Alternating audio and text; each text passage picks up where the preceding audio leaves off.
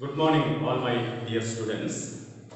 Today we are going to discuss our present topic amalgamation, absorption, and external reconstruction. Before going to discuss the problem part, we can discuss the important theories involved in this chapter. The important theories are or terms are amalgamation, absorption, and external reconstruction. First one, amalgamation.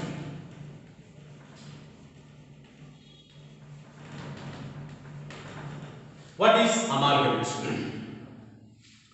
Amalgamation is a form of business combination. When two or more companies go into liquidation and form a new company, it is called amalgamation. In other words, when two or more companies join together and form a new company, it is called amalgamation. For example, an existing company A Limited, another existing company B Limited. These two are go into liquidation and form a new company called AB Limited. It is a case of amalgamation. An existing company A Limited, another existing company B Limited. These two are go into liquidation and form a new company called AB Limited. It is an example of amalgamation. രണ്ടോ അതിൽ കൂടുതൽ കമ്പനികളോ കൂടിച്ചേർന്ന് പുതിയതായി ഒരു company രൂപം കൊണ്ടാൽ അതിന് പറയുന്ന പേരാണ് അമാൽഗമേഷൻ എന്ന് പറയുന്നത്. ഈ എക്സാമ്പിൾ പരിശോധിച്ചാൽ നിലവിലുള്ള രണ്ട് കമ്പനികൾ എ ലിമിറ്റഡ് ബി ലിമിറ്റഡ്, ആ രണ്ട് കമ്പനികളും പിരിച്ചുവിട്ട് അവരുടെ ഐഡന്റിറ്റി നഷ്ടപ്പെട്ട് പുതിയതായിട്ട് ഒരു കമ്പനി രൂപം കൊള്ളുന്നു, എ ബി ലിമിറ്റഡ് എന്ന് പറയുന്ന ഒരു കമ്പനി രൂപം കൊള്ളുന്നു. It is a case of amalgamation. Then, second term, absorption. Absorption. What is absorption? When an existing company takes over the business of another existing company, it is called absorption. When an existing company takes over the business of another existing company, it is called absorption. For example, X Limited, an existing company, Y Limited, another existing company. The business of Y Limited is taken over by X Limited.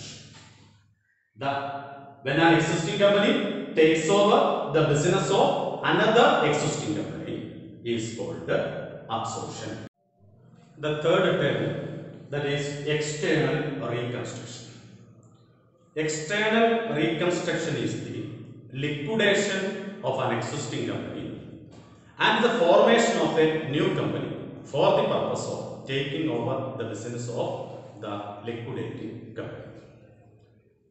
External reconstruction is the liquidation of an existing company and the formation of a new company for the purpose of taking over the business of the liquidating company.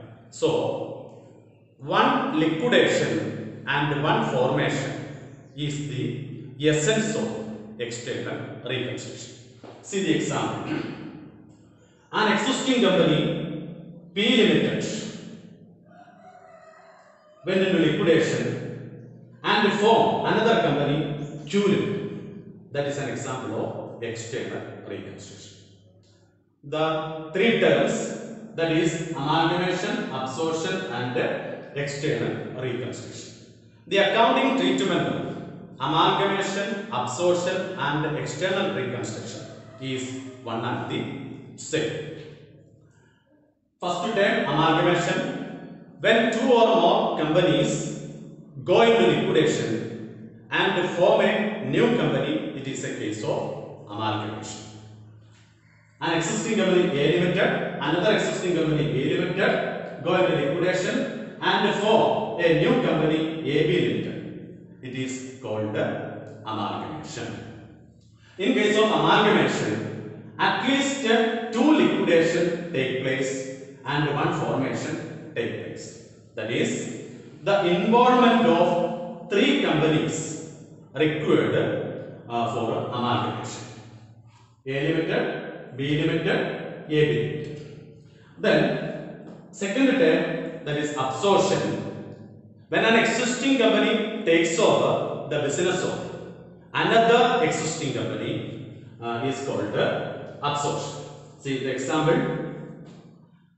An existing company X Limited takes over the business of another existing company Y Limited. X Limited retains its identity, then Y Limited lost its identity. Then external reconstruction is the liquidation of an existing company and the formation of a new company for the purpose of taking over the business of the liquidating company. Amalgamation എന്ന് പറഞ്ഞാൽ നിലവിലുള്ള രണ്ട് company കൂടിച്ചേർന്ന് മൂന്നാമതൊരു company രൂപപ്പെടുകയാണെങ്കിൽ അതിന് പറയുന്ന പേര് amalgamation എന്നാണ്. ഈ എക്സാമ്പിളിൽ എ ലിമിറ്റഡ് നിലവിലുള്ള ഒരു കമ്പനിയാണ്, ബി ലിമിറ്റഡ് നിലവിലുള്ള മറ്റൊരു കമ്പനിയാണ്. ഈ രണ്ട് കമ്പനികൾ കൂടി ചേർന്ന് എ ബി ലിമിറ്റഡ് എന്ന് പറയുന്ന ഒരു കമ്പനി രൂപപ്പെട്ടാൽ അതിന് പറയുന്ന പേരാണ് അമാൽഗമേഷൻ എന്ന് പറയുന്നത്. ദെൻ അബ്സോർപ്ഷൻ എന്ന് പറഞ്ഞാൽ നിലവിലുള്ള ഒരു കമ്പനി നിലവിലുള്ള മറ്റൊരു കമ്പനി ഏറ്റെടുക്കുകയാണ് ചെയ്യുന്നത്. അപ്പൊ അതിനകത്ത് എക്സാമ്പിൾ നോക്കിയാൽ എക്സ് ലിമിറ്റഡ് എന്ന് പറയുന്ന നിലവിലുള്ള ഒരു കമ്പനി നിലവിലുള്ള മറ്റൊരു കമ്പനിയായ വൈ ലിമിറ്റഡിനെ ഏറ്റെടുക്കും. That is A case of absorption. Then the third term, external reconstruction. നിലവിലുള്ള ഒരു കമ്പനി പിരിച്ചുവിട്ട് അതിന്റെ ബിസിനസ് ഏറ്റെടുക്കാൻ വേണ്ടിയിട്ട് പുതിയ ഒരു കമ്പനി രൂപപ്പെടുന്നു. നിലവിലുള്ള ഒരു കമ്പനിയെ പിരിച്ചുവിടുന്നു, അത് ഏറ്റെടുക്കാൻ വേണ്ടിയിട്ട് മറ്റൊരു കമ്പനി രൂപപ്പെടുന്നു. ഇപ്പൊ പി ലിമിറ്റഡ് എന്ന് പറയുന്ന നിലവിലുള്ള ഒരു കമ്പനി അത് പിരിച്ചുവിട്ടു, അതിന്റെ അസറ്റുകളും ലയബിലിറ്റീസും ഏറ്റെടുക്കാൻ വേണ്ടിയിട്ട് മറ്റൊരു കമ്പനി രൂപപ്പെടുന്നു. അതാണ് Q Limited എന്ന് പറയുന്നത്. External reconstruction is resorted to by a company which has an acute financial crisis or which has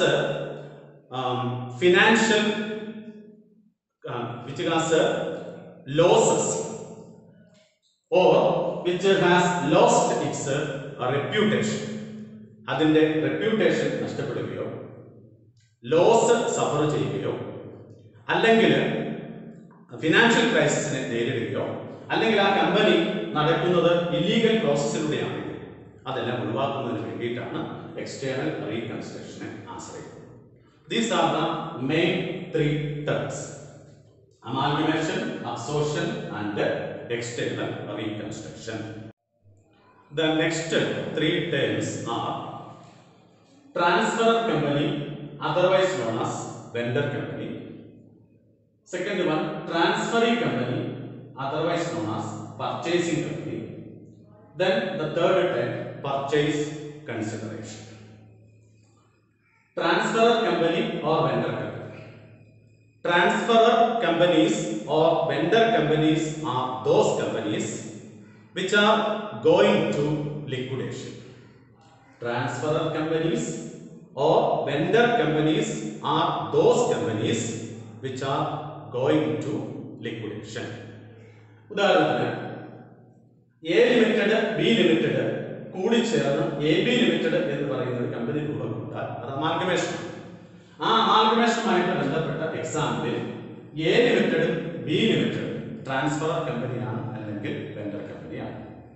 then അബ്സോർപ്ഷനുമായിട്ട് ബന്ധപ്പെട്ട് നിലവിലുള്ള ഒരു കമ്പനി നിലവിലുള്ള മറ്റൊരു company ഏറ്റെടുത്താൽ if X Limited takes over the business of Y Limited, so Y Limited is the vendor company in this example. Then external reconstructionുമായിട്ട് ബന്ധപ്പെട്ട് നിലവിലുള്ള ഒരു company പിരിച്ചുവിട്ടിട്ട് അതിന്റെ അസറ്റുകളും ലയബിലിറ്റീസും ഏറ്റെടുക്കുന്നതിന് വേണ്ടി മറ്റൊരു കമ്പനി രൂപം കൊള്ളുക. അപ്പോൾ പി ലിമിറ്റഡ് എന്ന് പറയുന്ന കമ്പനിയെ പിരിച്ചുവിട്ട് അതിന്റെ അസറ്റുകളും ലയബിലിറ്റീസും ക്യൂ ലിമിറ്റഡ് ഏറ്റെടുക്കും. So P limited is the vendor company or transfer company. Then next term, transferring company or purchasing company. Transferring company or purchasing company is the company which takes over the business of liquidating companies. Liquidating companiകളുടെ business ഏറ്റെടുക്കാൻ വേണ്ടിയിട്ട് വരുന്ന കമ്പനിയാണ് transferring company അല്ലെങ്കിൽ purchasing company എന്ന് പറയുന്നത്. ആദ്യത്തെ example A limited B limited കൂടി ചേർന്ന് എ ബി ലിമിറ്റഡ് എന്ന് പറയുന്ന കമ്പനി ഉള്ളതും. അപ്പോൾ A B limited is the purchasing company. In this example, X Limited takes over the business of Y Limited. So X Limited is the purchasing company. Then in this example, Q Limited takes over the business of P Limited. So Q Limited is the purchasing company. Then the third term, purchase consideration. What is purchase consideration? Purchase consideration is the amount paid or payable by the purchasing company to the shareholders of the vendor company for taking the business of vendor company, or the purchase price of the business of the vendor company. Purchase consideration is the amount paid or payable by the purchasing company to the shareholders of the vendor company. നമ്മൾ ഏതെങ്കിലും ഒരു item ഗുഡ്സോ service സ്വീകരിക്കുകയോ ഒക്കെ ചെയ്തിട്ടുണ്ടെങ്കിൽ നമ്മളൊരു പ്രതിഫലം കൊടുക്കും എന്ന് പറഞ്ഞ പോലെ തന്നെ നമ്മൾ ബിസിനസ് പർച്ചേസ് ചെയ്താലും അതിനൊരു പ്രതിഫലം കൊടുക്കണം. ആ പ്രതിഫലത്തിന് പറയുന്ന പേരാണ് പർച്ചേസ് കൺസിഡറേഷൻ എന്ന് പറയുന്നത്. Purchase consideration is the amount paid or payable by the purchasing company to the shareholders of the vendor company. It could be in the form of cash, equity shares, preference shares or other types of securities. Purchase consideration purchasing company vendor കമ്പനിയുടെ share ഹോൾഡേഴ്സിന് കൊടുക്കുന്നതാണ് purchase consideration എന്ന് പറയുക. ആ purchase consideration എന്ന് പറയുന്നത് ക്യാഷിന്റെ രൂപത്തിൽ കൊടുക്കാം, equity ഷെയറിന്റെ രൂപത്തിൽ കൊടുക്കാം, ദെൻ പ്രിഫറൻസ് ഷെയറിന്റെ രൂപത്തിലും കൊടുക്കാം. അതേപോലെ തന്നെ മറ്റ് തരത്തിലുള്ള സെക്യൂരിറ്റീസ് ആയിട്ടും പർച്ചേസ് കൺസിഡറേഷൻ കൊടുക്കാവുന്നതാണ്. Purchase consideration is the amount paid or payable by the purchasing company to the shareholders of the vendor company. Under accounting standard 14, the amount paid to debenture holders is not a part of purchase consideration. Purchase consideration does not include the amount paid to debenture holders. These are the three types. First one, transferor company, otherwise known as vendor company. Second one, transferring company, otherwise known as purchasing company. Then the third one, purchase consideration. The next topic is that types of amalgamation. Amalgamation. There are two types of amalgamation. First one, amalgamation in the nature of merger. Second one, amalgamation in the nature of purchase. There are two types of amalgamation. Amalgamation in the nature of merger. Amalgamation in the nature of purchase. Amalgamation in the nature of merger ആവണമെങ്കിൽ 5 conditions satisfy ചെയ്യണം. എങ്കിൽ മാത്രമാണ് ആ amalgamation in the nature of merger എന്ന് പറയാനായിട്ട് സാധിക്കും. നമുക്ക് ആ പോയിന്റുകൾ 1 by 1 ആയിട്ട് അനലൈസ് ചെയ്യാം. First one, all assets and liabilities of the vendor company should become the assets and liabilities of the vendor company. First one, all assets and liabilities of the vendor company should become the assets and liabilities of the purchasing company after amalgamation. Amalgamation ശേഷം vendor കമ്പനിയുടെ എല്ലാ അസറ്റുകളും എല്ലാ ലൈബിലിറ്റീസും purchasing കമ്പനിയുടെ അസറ്റുകളും ലൈബിലിറ്റീസുമായിട്ട് മാറണം. That is the first condition. 5 conditions satisfy ചെയ്താൽ മാത്രമേ amalgamation in the nature of merger ആയിട്ട് മാറുള്ളൂ.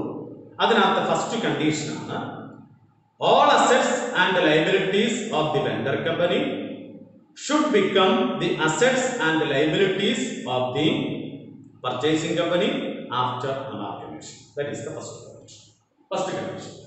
Second one, not less than 90% of the shareholders should become the shareholders of the purchasing company after amalgamation. Not less than 90% of the shareholders of the vendor company should become shareholders of the purchasing company after amalgamation. 90% കുറയാത്ത shareholders vendor കമ്പനിയുടെ shareholders അമാൽഗമേഷന് ശേഷം purchasing കമ്പനിയുടെ shareholders ആയിട്ട് മാറും. അതാണ് രണ്ടാമത്തെ point. ഒന്നാമത്തെ point ഒരിക്കൽ കൂടി പറയുന്നു. All assets and liabilities of the vendor company should become the assets and liabilities of the purchasing company after amalgamation. Second one, not less than 90% of the shareholders of the vendor company should become shareholders of the purchasing company after amalgamation. Then the third one, purchase consideration should be paid in the form of fully paid equity shares of the purchasing company except in the case of fraction of shares. Third one, purchase consideration should be paid in the form of fully paid equity shares of the vendor company except in the case of any fraction of shares.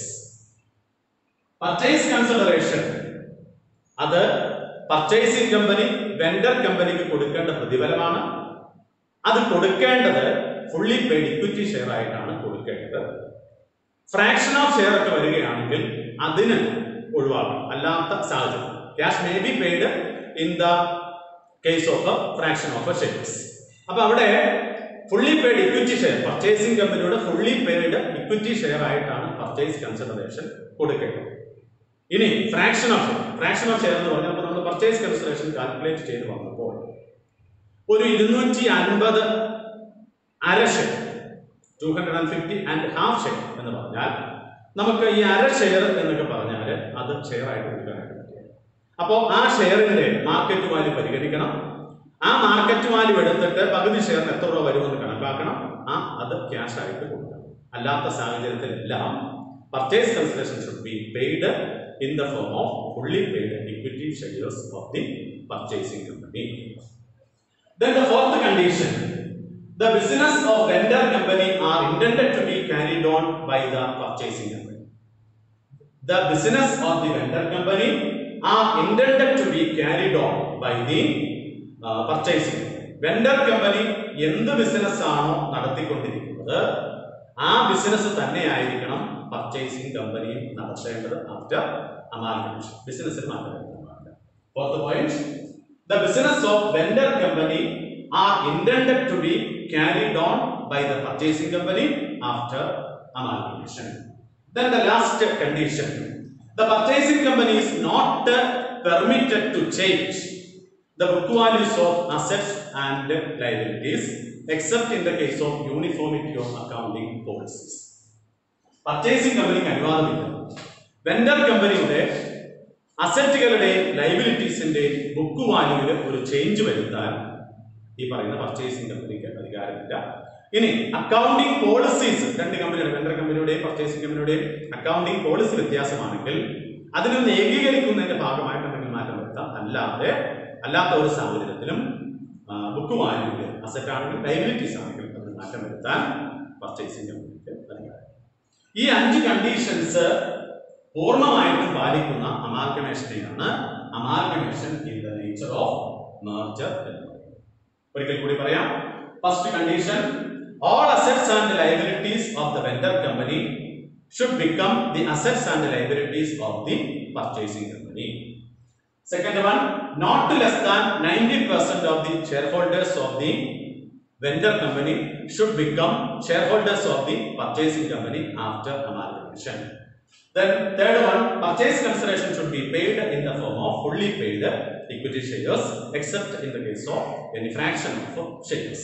Cash may be paid in case of fraction of shares. Then fourth condition, the business of vendor company are intended to be carried on by the purchasing company after amalgamation. Vendor company ഏത് business ആണ് നടത്തിക്കൊണ്ടിരുന്നത് ആ business തന്നെ ആയിരിക്കണം purchasing company അമാൽഗമേഷന് ശേഷം നടത്തേണ്ടത്. Then the fifth condition, the purchasing company is not permitted to change the book values of assets and liabilities except in the case of uniformity of accounting policies. Uniformity accounting policy രണ്ട് company ഈ amalgamation മുമ്പ് ചിലപ്പോൾ രണ്ട് company വ്യത്യസ്തമായ accounting policies ആയിരിക്കും follow ചെയ്തുകൊണ്ടിരിക്കുക. അതിനകത്ത് ഏകീകരണം വരുത്താൻ വേണ്ടിയിട്ട് നമുക്ക് എന്തെങ്കിലും മാറ്റം വരുത്താം എന്നതൊഴിച്ച് ബാക്കി ഒരു മാറ്റവും വരുത്താൻ പർച്ചേസിംഗ് കമ്പനിക്ക് അധികാരമില്ല. അതാണ് ഈ 5 കണ്ടീഷൻസ് പൂർണ്ണമായിട്ട് പാലിക്കുന്ന അമാൽഗമേഷൻ പറയുന്ന പേരാണ് amalgamation in the nature of merger. ഇതിനകത്ത് ഏതെങ്കിലും ഒരു കണ്ടീഷൻ വിട്ടുപോയിട്ടുണ്ടെങ്കിൽ ആ അമാൽഗമേഷൻ പറയുന്ന പേരാണ് amalgamation in the nature of purchase. There are 2 types of amalgamation, that is amalgamation in the nature of merger, second one amalgamation in the nature of purchase. The next topic is that methods of calculating purchase consideration. എന്താണ് purchase consideration എന്ന് നമ്മൾ നേരത്തെ പറഞ്ഞതാണ്. Purchase consideration is the amount paid or payable by the purchasing company to the shareholders of the vendor company. That's purchase consideration. Purchase consideration is the amount paid or payable by the purchasing company to the shareholders of the vendor company. There are 4 methods available for the calculation of purchase consideration. They are lump sum method, second one net payment method, third one net asset method, then fourth one intrinsic value method. ഇങ്ങനെ 4 മെത്തേഡാണ്. ഒരിക്കൽ കൂടി lump sum method, net payment method, net asset method, intrinsic value method. ഇങ്ങനെ 4 മെത്തേഡാണ് purchase consideration calculate ചെയ്യാൻ വേണ്ടി available ആയത്. അതിനകത്ത് ഒന്നാമത്തെ method lump sum method. When the purchasing company agrees to pay a fixed sum to the shareholders of the vendor company, it is called lump sum method of purchase consideration.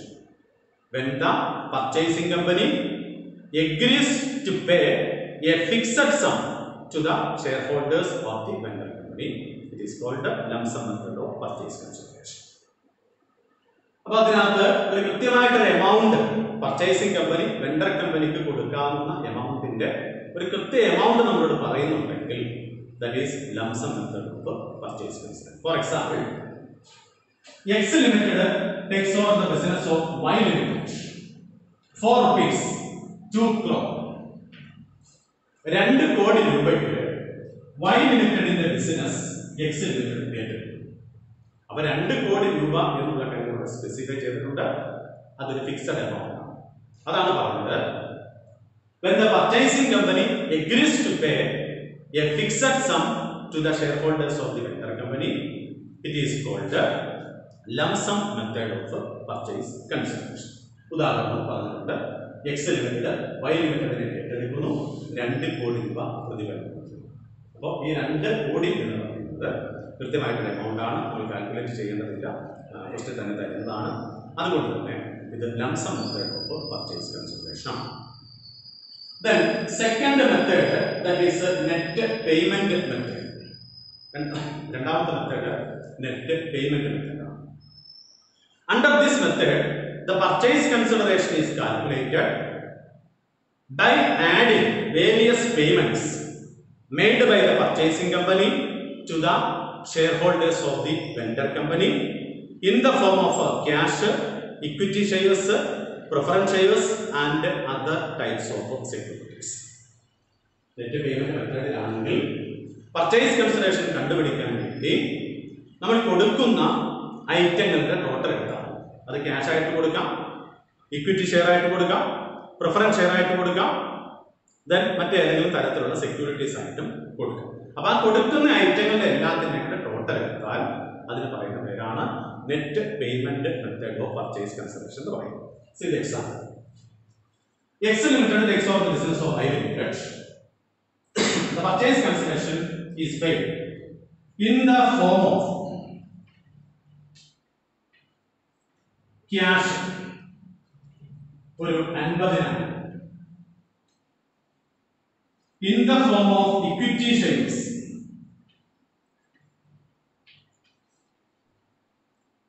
2,00,000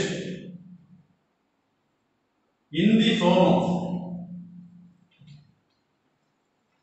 preference shares.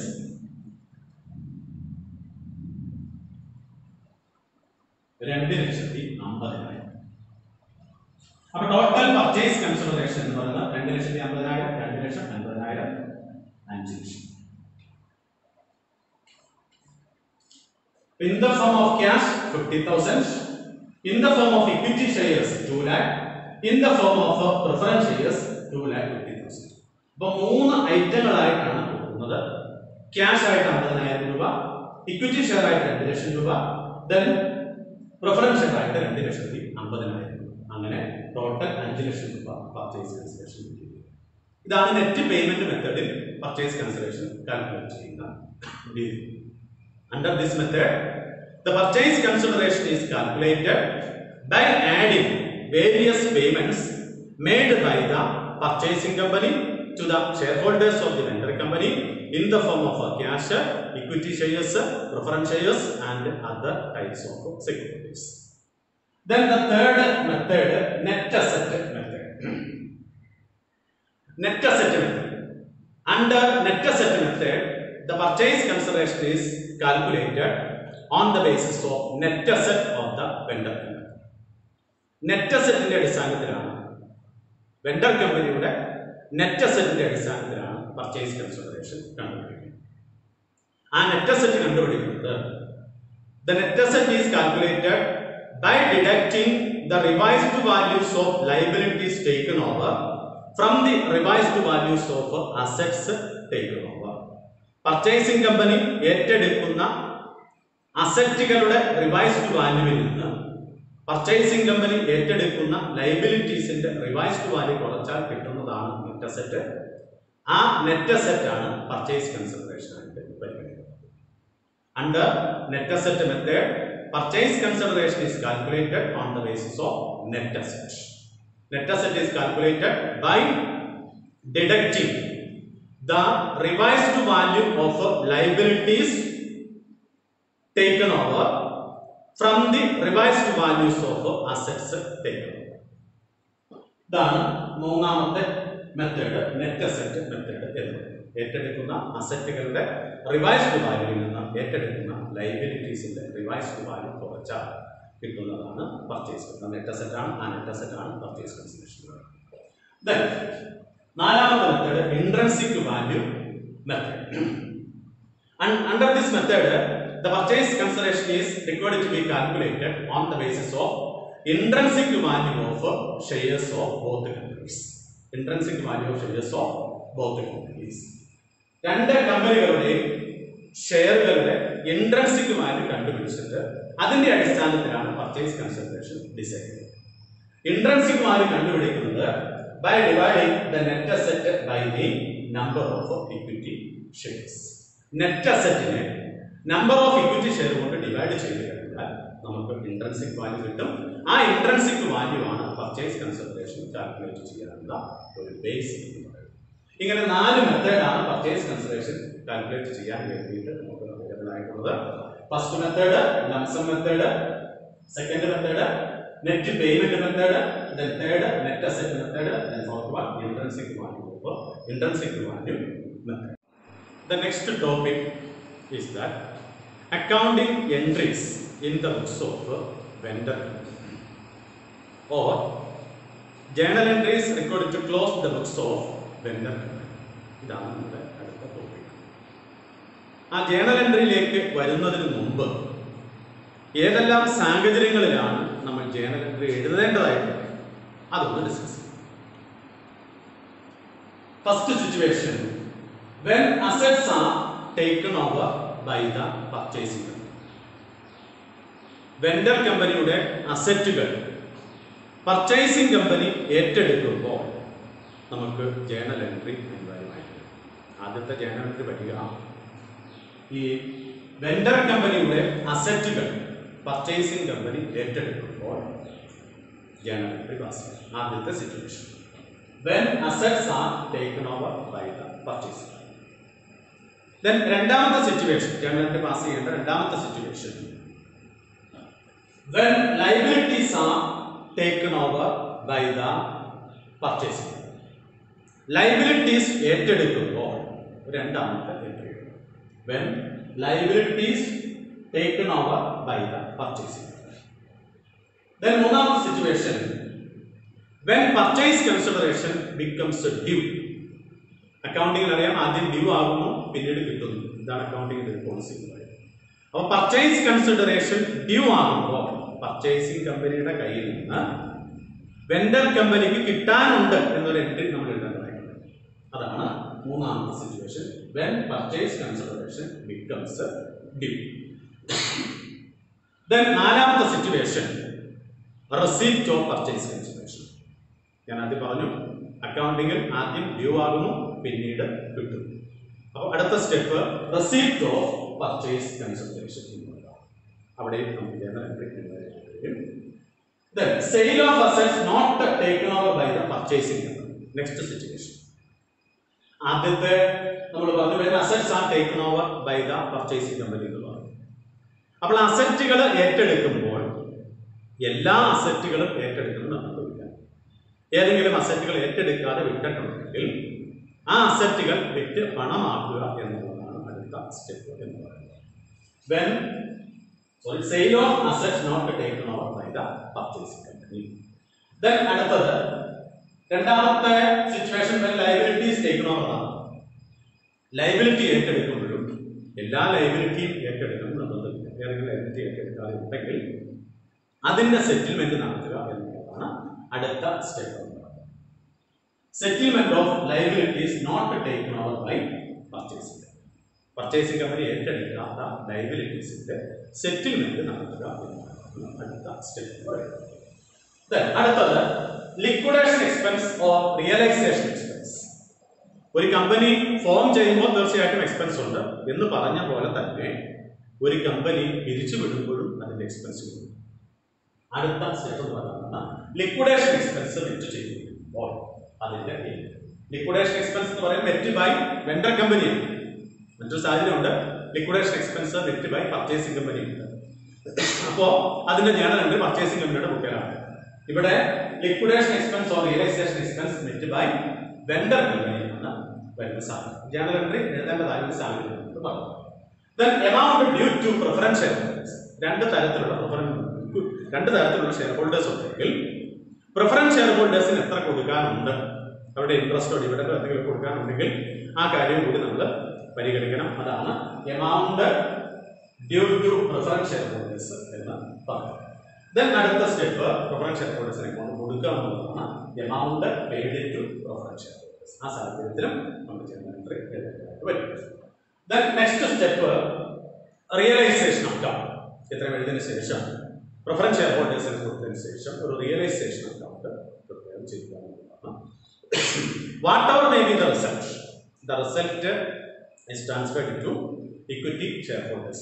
Realisation account result എന്ത് തന്നെ ആയിരുന്നാലും, profit ആയിക്കോട്ടെ loss ആയിക്കോട്ടെ, അത് equity share ഹോൾഡേഴ്സിലേക്ക് മാറ്റണം. അതിന്റെ journal entry നമുക്ക് അനിവാര്യമാണ്. Then next step, calculation of total amount due to equity shareholders. Equity shareholders ആകെ എത്ര കൊടുക്കാനുണ്ട് എന്ന് പറഞ്ഞാൽ ഇക്വിറ്റി ഷെയർ ക്യാപിറ്റൽ ഉണ്ട്. Then accumulated reserves, profit അങ്ങനെ എന്തെങ്കിലും ഉണ്ടെങ്കിൽ അത് ഇക്വിറ്റി ഷെയർ ഹോൾഡേഴ്സ് എന്നുള്ളതാണ്. അപ്പൊ അങ്ങനെ ഉണ്ടെങ്കിൽ അതെല്ലാം കൂടി ടോട്ടൽ എമൗണ്ട് ഇക്വിറ്റി ഷെയർ ഹോൾഡേഴ്സിന് മാത്രം കൊടുക്കാം. അതാണ് അടുത്ത സ്റ്റെപ്പ് എന്ന് പറയാം. That is the step. Then closing of fictitious assets. What is fictitious asset? No value asset.